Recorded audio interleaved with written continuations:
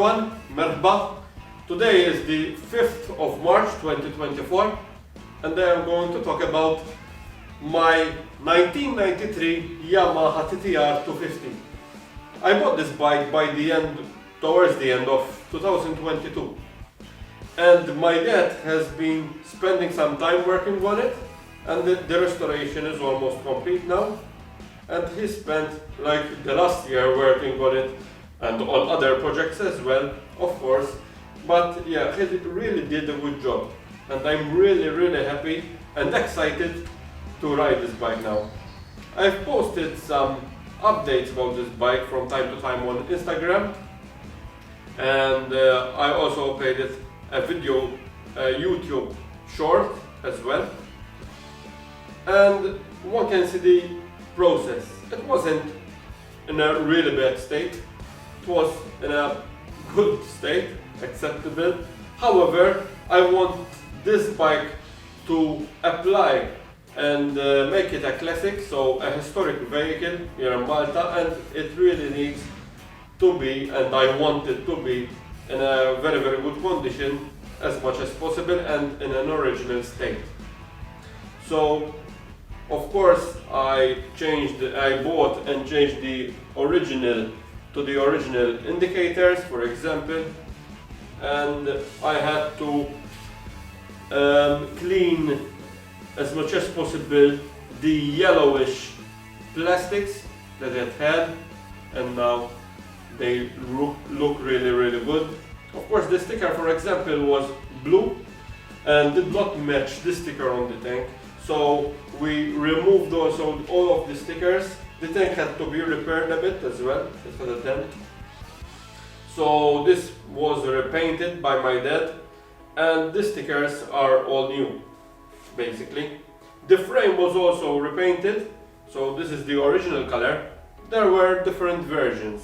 Of course, this is the purple one, bluish purple, so at times you can see a bit of blue in this type of purple color.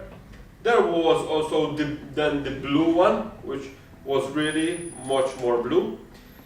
Then there was also a pink version, which I have never seen in person, and there was also the red orange version, which I have never seen in person as well. As far as I know, all of the TT-Rs in Malta were purple, but I'm not sure exactly. One has to point out that these TT-R were not issued as new here in Malta. Apparently they were all brought over from Japan as second-hand and then sold here as a second-hand bikes basically. This is the Open Enduro model, so it has a small tank, for example, and the height is a little bit on the high side. There is the Raid model, which had a bigger tank. It's more like a touring bike rather than an adventure bike, rather than an enduro type of motorcycle. It's a little bit lower, and for example it also has a round headlight, whereas this has the squarish headlight with the headlight mask, plastic mask. Mentioning the mask, the mask of this one, the headlight, was also broken on this bike, so my dad took it to a plastic welder. He really did a good job, and then my dad also refined it and painted it, and my dad brought it home today actually. I'm going to show it to you as well in a clip, a video, in this video. So it is now complete and one cannot notice that it was broken actually. They both really did a good job. I bought other things like the original bellows from Yamaha, here from a local Yamaha shop, and other things like I also bought the chain guard. However, I didn't find the small version chain guard for this Open Enduro model, so I had to buy the larger chain guard of the Yamaha TT-R Raid rather than the Open Enduro. I think it needs also a bit of modification because the Raid, if I'm not mistaken, has a different swing arm as well. So I think the one that I bought maybe needs a bit of modification to fit this one, because it's not really the one compatible with the Open Enduro. However, I didn't find the other one. When it comes to the rims, for example, we didn't paint them. They were in a fine condition. Of course, they have some few scratches, the rims, but it's fine.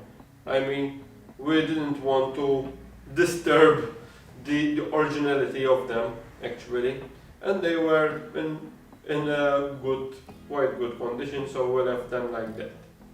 When it comes to the seat, the previous owners already changed it and made a good job, and I like it, so we didn't need to do much. It had also some other repairs that needed to be done. For example, here the thread of the bolt was broken and my dad had to repair it, and now it's fine. And other issues like with the master cylinder, etc., which everything have been repaired.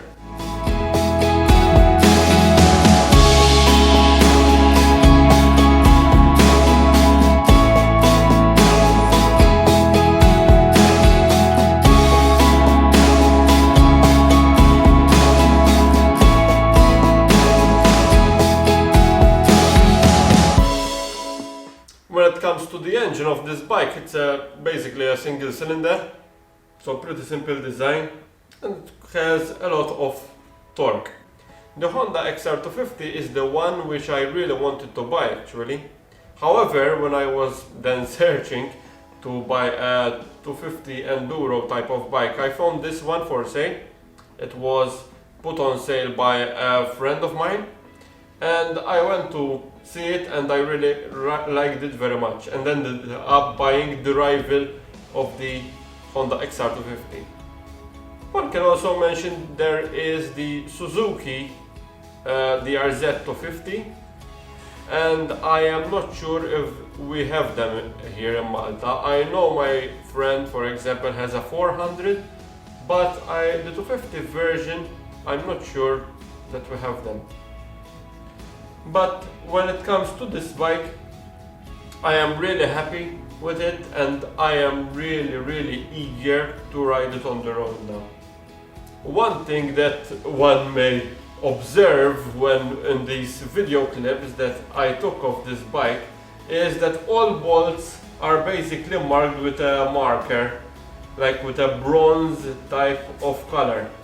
They were actually marked like that with a marker by my dad because he wanted to make sure that every bolt and nut are tightened to the correct specification, so he marks them with the marker. Of course, they will be cleaned off when the bike is finished from restoration, but till now they are still marked and have to be changed, of course. My dad did really good job in painting, of course, the frame and the tank, etc., but especially the engine. I really like this two-tone type of color, so you can comment and tell me what you think of the paint job.